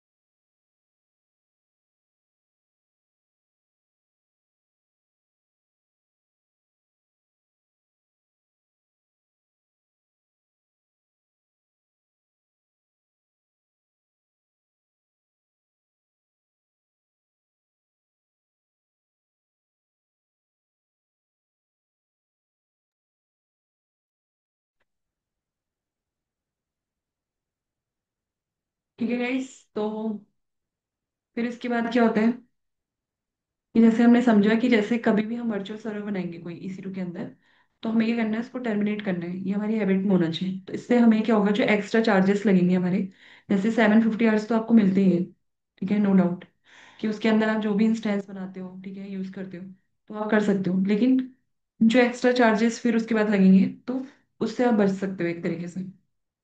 तो उसको आप अपने हैबिट में रख सकते हैं कि आपने इंस्टेंस बनाया, देन आपने उसको यूज करा अपनी और सर्विसेज के साथ, देन आपने उसको टर्मिनेट कर दिया, ठीक है। तो आप एक तरीके से ही कर सकते हैं। ये इंस्टेंस हमने बनाया था, ठीक है। अब हमारी नेक्स्ट सर्विस क्या है आपकी? IAM है। IAM क्या होता है, आप देखोगे X manage access to AWS resources, यानी कि इसमें होता है कि आपको, ठीक है, अपने AWS के रिसोर्सेज को कैसे यूज करना है, ठीक है। कैसे मैनेज।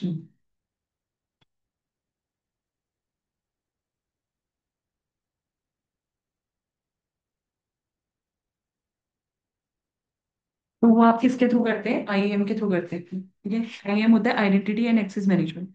कि अभी जो हमने सर्विसेज यूज करी जैसे EC2 S3, ठीक है, उसका एक्सेस हमें किस किस को देना है। जो हमने अभी पढ़ा था परमिशंस, ठीक है, हमने सीखा था उसमें कैसे आप पॉलिसी जनरेट करते हो S3 में, ठीक है। तो उसमें आपको कौन कौन से यूजर्स को रखना है, ठीक है, किसको एक्सेस देना है, वो आप आईएम के थ्रू करते हो। तो एक्सेस मैनेजमेंट का वर्क किसका है, आईएम का है हमारे, ठीक है। तो ये भी एक सर्विस रहती है AWS के अंदर। तो इसमें आप क्या करते हो, यूजर ग्रुप्स बना सकते हो, ठीक है। यूजर्स बना सकते हो अपने अकॉर्डिंग, ठीक है, कौन कौन से यूजर आपने क्रिएट किए हैं और उन यूजर्स को आपने एक्सेस देने हैं, ठीक है।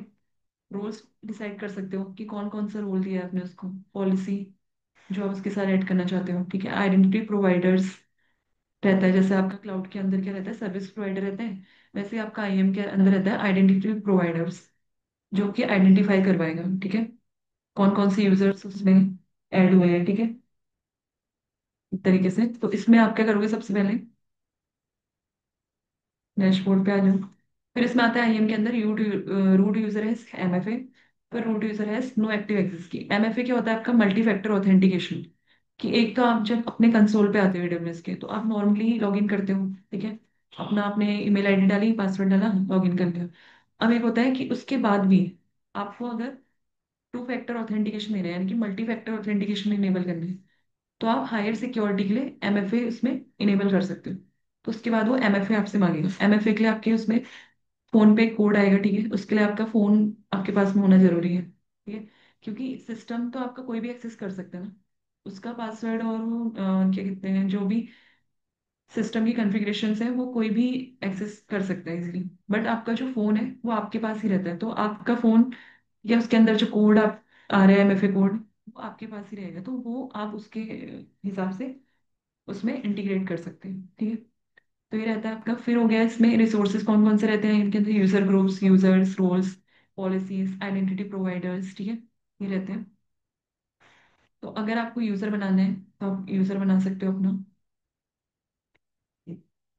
जैसे मैंने आप बना लिया, यूजर क्रिएट कर दिया, AWS या फर्स्ट यूजर बना लो,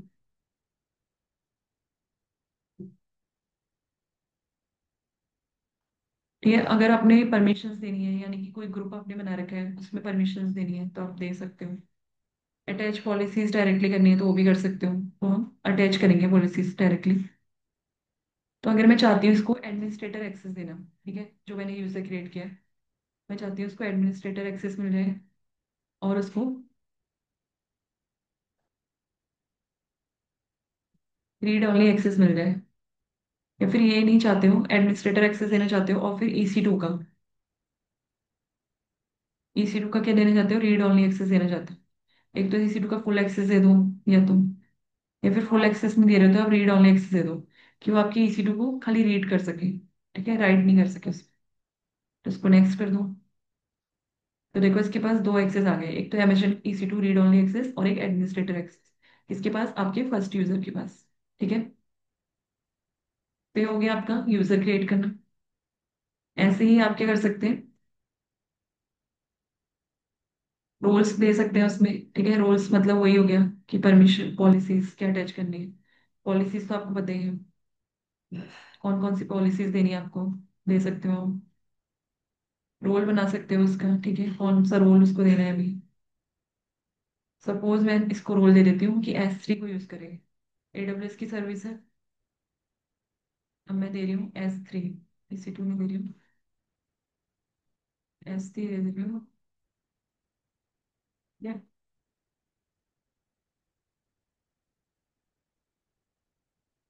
एक सेकेंड, बस इसको नेक्स्ट कर दो। अब मैं चाह रही हूँ कि S3 के अंदर क्या हो, मेरे जो IAM यूजर क्रिएट हुए हैं वो क्या कह रहे हैं, S फुल एक्सेस, ठीक है,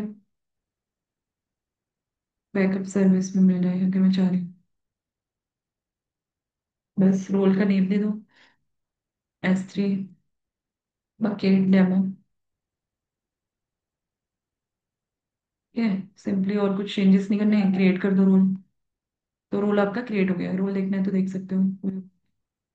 देखो, S3 बकेट डेमो नाम से एक रोल क्रिएट हो गया है। उसको आपने पॉलिसी दे दी है, Amazon S3 का फुल एक्सेस दे दिया है, और AWS का बैकअप सर्विस रोल दे दिया है। ठीक है।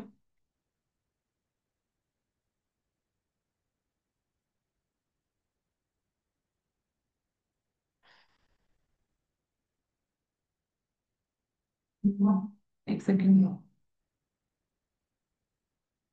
ठीक है, फिर होता है आपका पॉलिसीज, आपको बता दी मैंने। आइडेंटिटी प्रोवाइडर्स भी होते हैं आपके।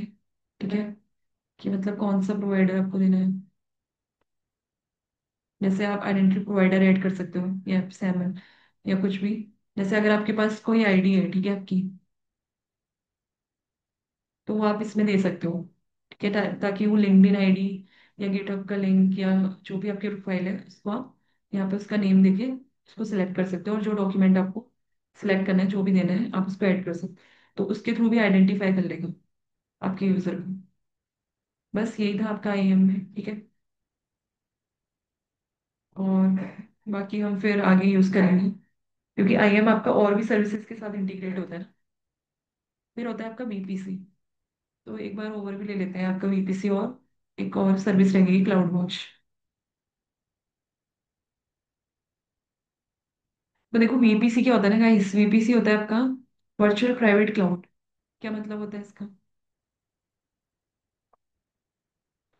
इसका मतलब होता है कि आपका खुद का पर्सनल क्लाउड, मतलब कि अगर आप नहीं चाहते कि आपको अमेजोन की तरफ से जो क्लाउड मिल रहा है, ठीक है, जो भी उसका एक्सेस मिल रहा है, वो अमेजोन के पास क्या हो रहा है, आपका डेटा स्टोर हो रहा है बाय डिफॉल्ट। ठीक है, तो आप नहीं चाहते कि उसके पास बैकएंड में वो सब स्टोर हो, आपकी जो भी डिटेल्स वगैरह है आप उनको दो। आप चाहते हो कि आप अपना पर्सनल स्पेस यूज करो, तो आप वीपीसी की तरफ जा सकते हो, क्योंकि वीपीसी में आपका क्या मिलता है, आपको पर्सनल स्पेस मिलता है।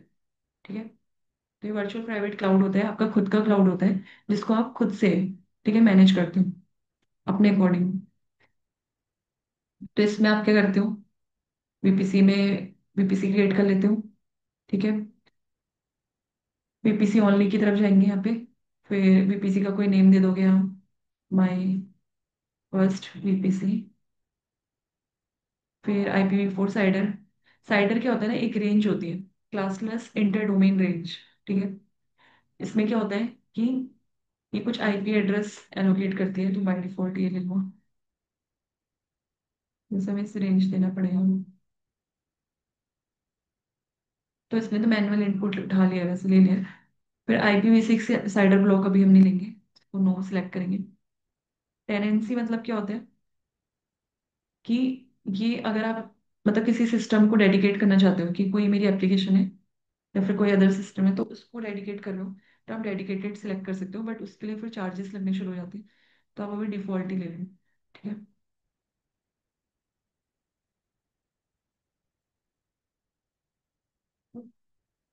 तो साइडर साइडर हमें देना पड़ेगा, और 10.0.0.0/24। और इसमें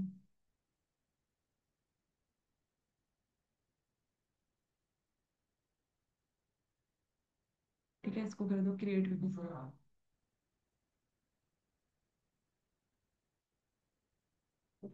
फिर VPC तो आपने क्रिएट कर दिया। अब इसके बाद क्या होता है कि अगर आपको अपना जो सर्वर आपने बनाया था, ठीक है, उसके साथ अगर इसको कनेक्ट करना है, तो उसके लिए आपको क्या करना पड़ेगा, इनके बीच में कनेक्टिविटी के लिए नेटवर्किंग लगानी पड़ेगी। उसके लिए आपको सबनेट चाहिए होगा। ठीक है, तो आप सबनेट भी क्रिएट कर सकते हो। सबनेट मतलब क्या होता है, एक बड़ा सा नेटवर्क है, उसके अंदर स्मॉल स्मॉल नेटवर्क्स बने हुए हैं, छोटे छोटे नेटवर्क्स। ठीक है, तो अपना VPC सिलेक्ट कर सकते हो, जो अभी आपने बनाया था 24, माई फर्स्ट VPC वाला। बस, फिर अपने साइडर के लिए भी आपने वो देना है सबनेट। तो दे दो 10.0.0.1 भी दे सकते हो, /28।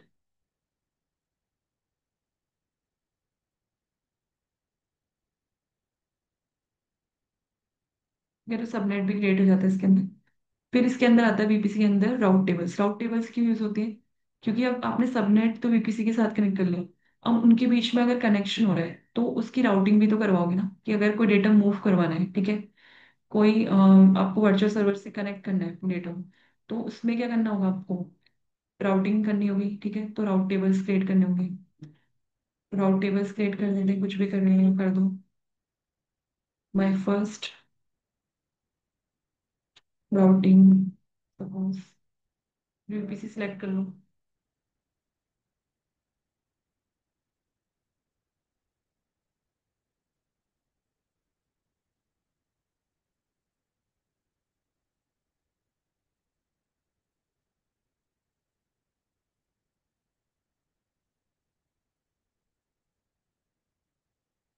ठीक है, तो ये हो गया आपका।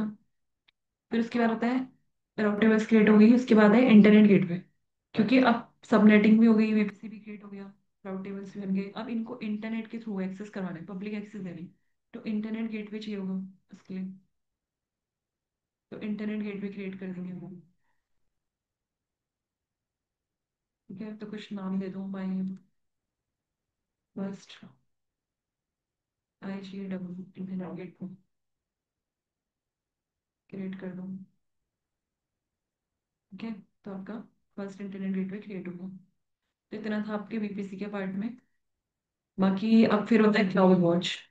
वीपीसी बेसिकली बस इतना ही था कि आपको अपना personal space, personal cloud use करना है, अगर private cloud you can say, तो आप वीपीसी सिलेक्ट कर सकते हैं। ठीक है, वीपीसी की तरफ जा सकते हैं, वर्चुअल प्राइवेट क्लाउड की तरफ। अब होता है cloud watch last. Cloud watch क्या होता है आपका, मॉनिटर रिसोर्सेज एंड एप्लीकेशंस। ठीक है, कि आपको अपनी रिसोर्सेज और एप्लीकेशंस को मॉनिटर करना है, तो आप क्लाउड वॉच यूज कर सकते हैं। वो मतलब एक तरीके से क्या करता है, आपकी निगरानी करता है। ठीक है, वॉच मतलब गार्ड ड्यूटी क्या आप कह सकते हो। ठीक है, जैसे गार्ड क्या करता है, ड्यूटी करता है निगरानी करने की, ठीक है, इस तरीके से। तो इसको सिलेक्ट करोगे।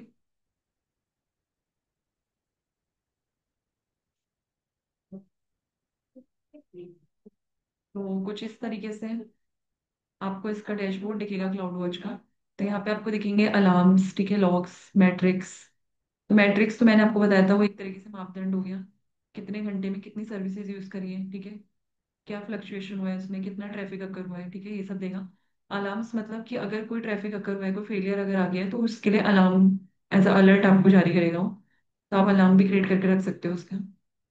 फिर पहले तो हम डैशबोर्ड की तरफ जाएंगे, क्रिएट डैशबोर्ड में जाओगे, ठीक है, तो आप बना सकते हो कोई डैशबोर्ड क्लाउड वॉच, बस क्लाउड वॉच।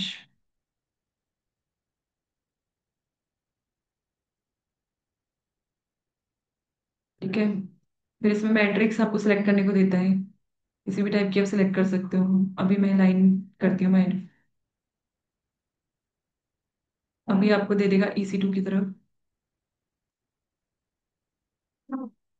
EC2 हो गया प्री इंस्टेंस मैट्रिक्स। ठीक है, प्री इंस्टेंस मतलब पहले से जो इंस्टेंस में है उसका आप सिलेक्ट कर सकते हो। तो अगर मैं चाहती हूँ इसमें मेरा वो सीपीयू का यूटिलाइजेशन चेक हो, ठीक है, कितना यूटिलाइज हुआ है सीपीयू।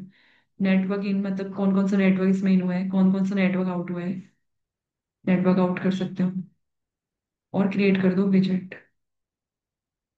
तो अभी इसलिए नहीं ले रहा है क्योंकि हमने इसको अपने सर्वर के साथ कनेक्ट नहीं करा है, हमें अपने इंस्टेंस जो हमने बनाया था उसके साथ भी कनेक्ट करना है।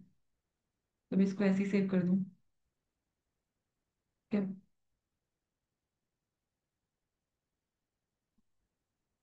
इसमें आके आप अलार्म भी क्रिएट कर सकते हो, क्रिएट अलार्म्स कर सकते हो।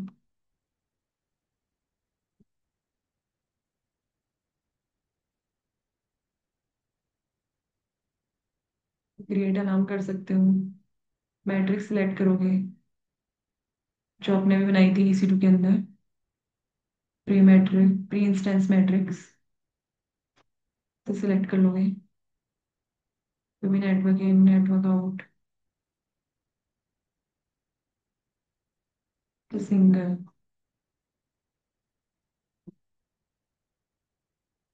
फिर सिलेक्ट कर ली।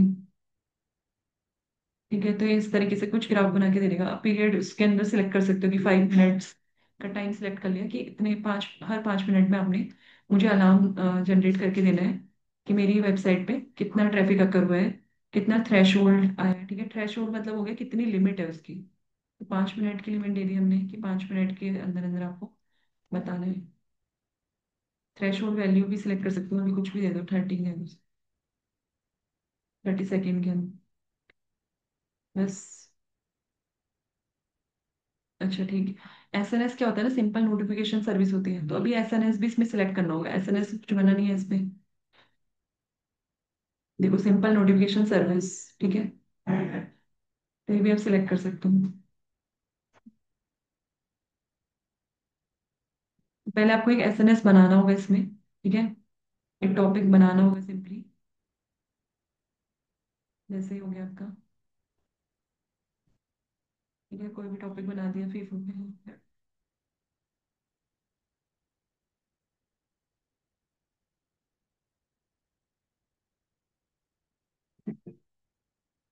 मैं क्लाउड वॉच पे आऊँ।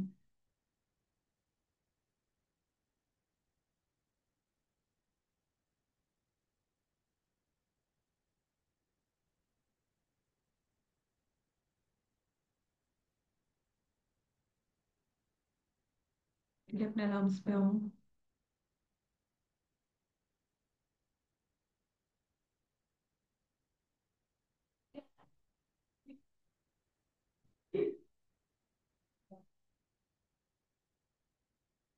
ठीक है, जो आपने अलार्म क्रिएट करा था सेम रहेगा, एसएनएस सिलेक्ट कर लोगे जो आपने क्रिएट किया है बस, ठीक है।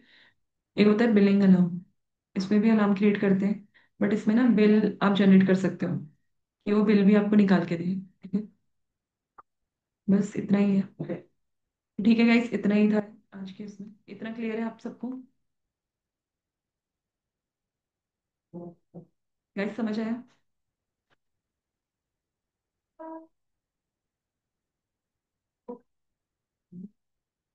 ठीक है, तो हमारा वेबिनार यहीं पे एंड होता है, तो आई होप आप सबको पसंद आई हो ये वेबिनार।